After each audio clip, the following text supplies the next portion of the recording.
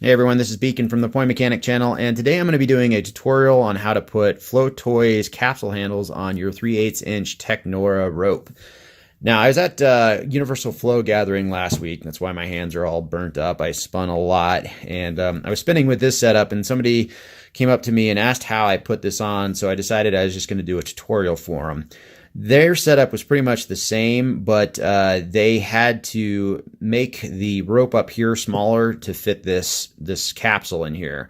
And that's how a lot of people do it. They'll basically bury the inner rope of the Technora somewhere inside the rope here. And what makes that a problem is, number one, the fibers oftentimes will eventually start coming out the rope, which will, kind of throw things off.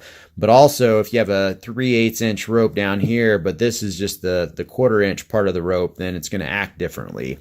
So before I get into how to do that part, I'm going to talk about the options for how to attach it to your head.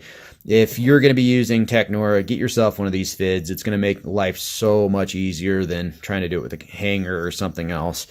But basically what you'll do is you're going to put the Technora through the loop, whatever it is, whether it's just straight to the head, or if you're doing a quick link or something like this jack chain setup that I have here. I have a tutorial on rope chain that I talk about this stuff, and it kind of acts like a quick link. But you'll just put that through there, and then the thing that most people do when they bury the inner part of the rope inside here somewhere is they'll put like a Brummel splice, is what it's called. And you can do that for the purpose of keeping the rope from separating.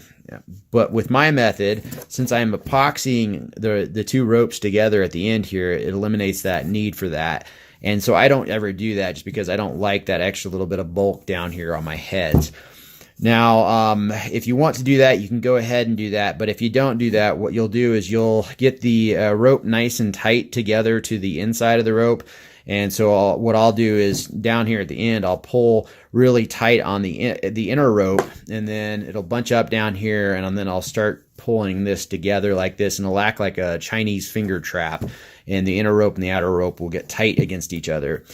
So you'll come down here, and then you're going to tape your ends together real nice and tight with electrical tape. And the reason you want to do that is because you're going to cut this with a razor blade. A razor is the easiest way, in my opinion, to get this as flush as possible. If you do it without a razor, or if you do it without tape, it's just going to have a bunch of not so perfect ends down there.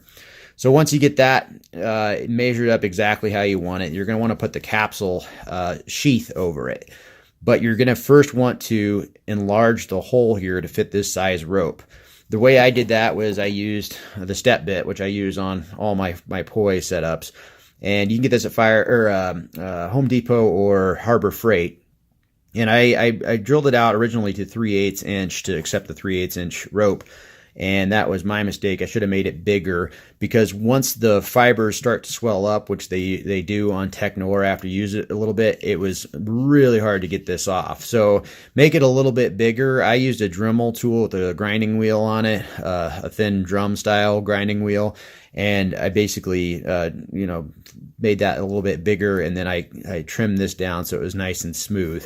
So once you do that, stick that on, and then you're going to want to put waxed floss on this part. And the reason you're doing that is because when you put the shell on, and this thing swells up, it's going to be almost impossible to put the shell back on. So get the floss in there, and that tightens down the fibers of the rope together really nice and tight, and just tie that off.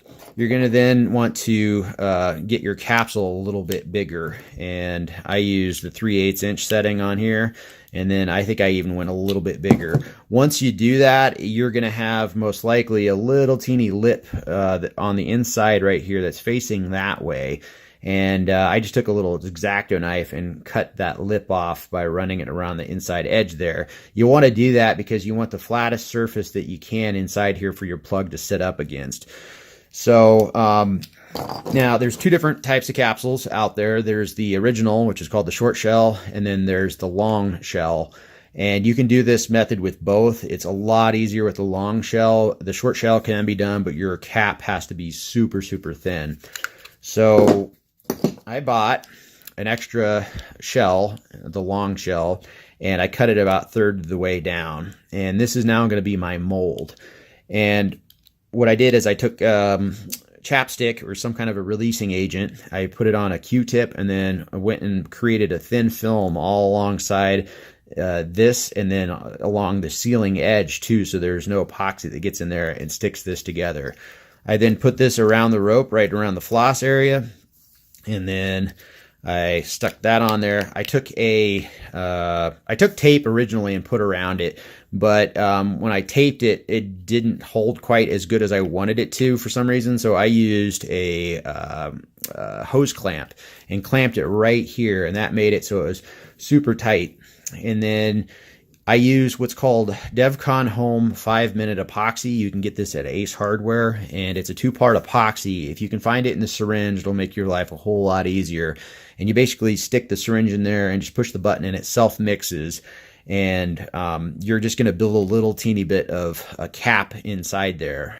Just a quick note here, when I cut the fibers, I usually leave about a 1/16 of an inch of tape all the way around holding the fibers together. It's just a little ring.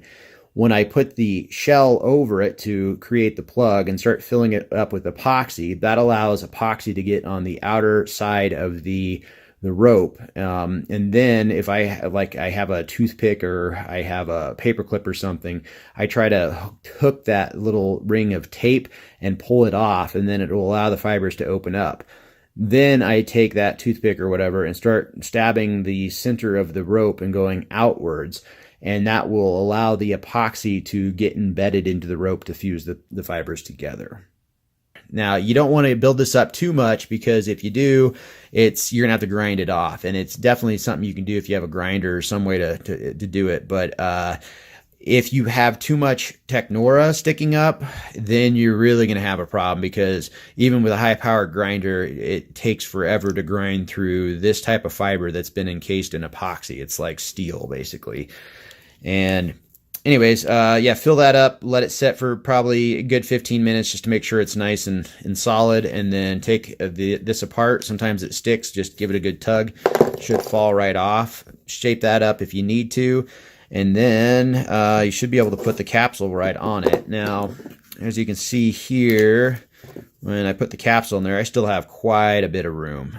So I could have made that even a little bit higher. Basically, I cut this about 1/4 inch to 3/8 inch past the thread that I put on here. So you can play around with that a little bit. If you have the short shell, it's just, yeah, you have about a fraction of that.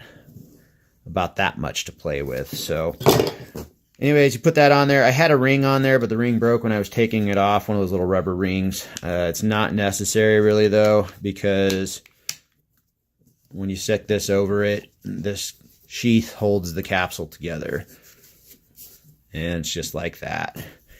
This is a super awesome setup. I have version 1s in here. I really want to get the version 2s, but even the version 1s seem to like light up just as good as the fire, but the version 2s will definitely be brighter if you want to go that route. This is an amazing set for gunslingers, which I'm starting to learn. If you have a set that's been spliced halfway through or something like that, it's probably not going to spin exactly the same. So this method makes it so it's nice and symmetrical all the way down, and it just feels awesome.